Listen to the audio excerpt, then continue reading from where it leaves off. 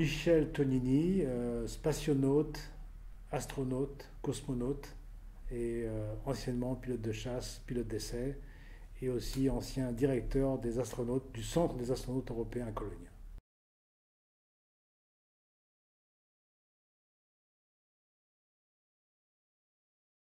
Alors moi, c'est venu d'un atavisme familial. Mon père était Air France, ma mère était Air France, mon oncle maintenant, disons que toute ma famille était Air France.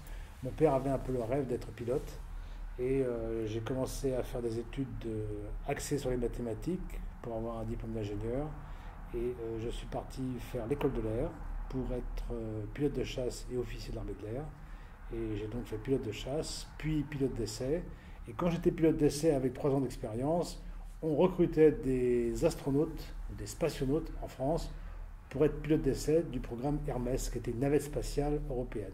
Je me suis porté volontaire et nous étions très très peu de volontaires pilotes d'essai, mais très nombreux comme candidats astronautes. Et donc j'ai eu la chance d'être pris à ce moment-là, en 1985, il y a 32 ans.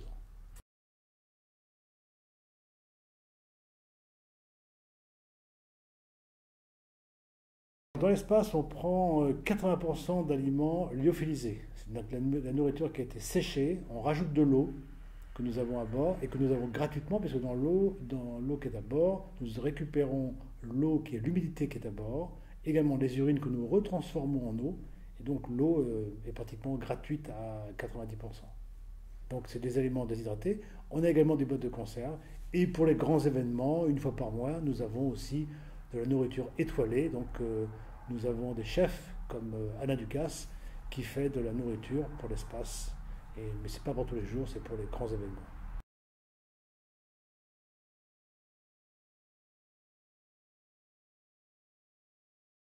On va faire 2 heures minimum de sport tous les jours. 1 heure sur un tapis roulant, 1 heure sur un vélo ergomètre que l'on utilise avec les bras et avec les jambes. Et également, on a maintenant un nouvel exercice, iRed, qui s'appelle iRed, qui vient de faire de la masse musculaire dans l'espace. Donc c'est un appareil qui est à base de ressorts et de tendeurs. Et aujourd'hui, tous les astronautes qui font des vols de 6 mois reviennent au sol en bonne forme physique grâce au sport qu'ils font dans l'espace.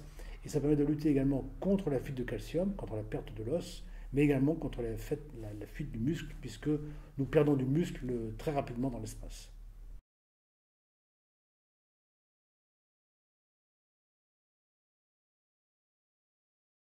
Sur Mars, on a découvert de l'eau, disons des coulées de boue qui sont de l'eau boueuse, donc c'est à base d'eau bien sûr.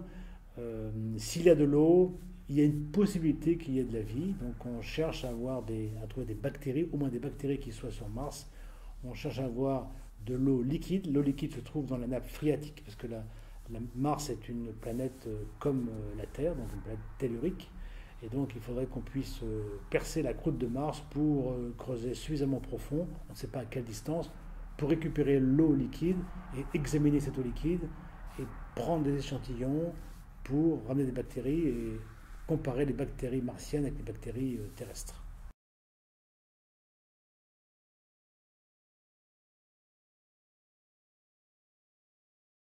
Ceux qui se présentent et ceux qui appliquent et ceux qui font tout pour être astronautes peuvent y arriver, ce n'est pas garanti à 100%, donc il faut d'abord se présenter, il faut appliquer à ce job et surtout avoir toute la préparation physique, intellectuelle et scolaire correspondante à ce que l'on demande pour les astronautes, c'est-à-dire avoir un bon niveau d'ingénieur ou bien un bon niveau scientifique ou bien être pilote d'essai, puisque les 3 recrutements sont pilote, ingénieur et scientifique, avoir une bonne condition physique, avoir aussi une bonne expérience opérationnelle et être motivé. Moi j'ai toujours les 3 qualités principales pour un astronaute, c'est ce qu'on appelle le CAM, c'est-à-dire la congruence, l'assertivité et la motivation.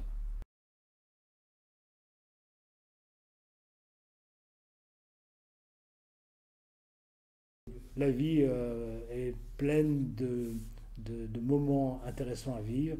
L'expérience spatiale est un moment extrêmement intéressant.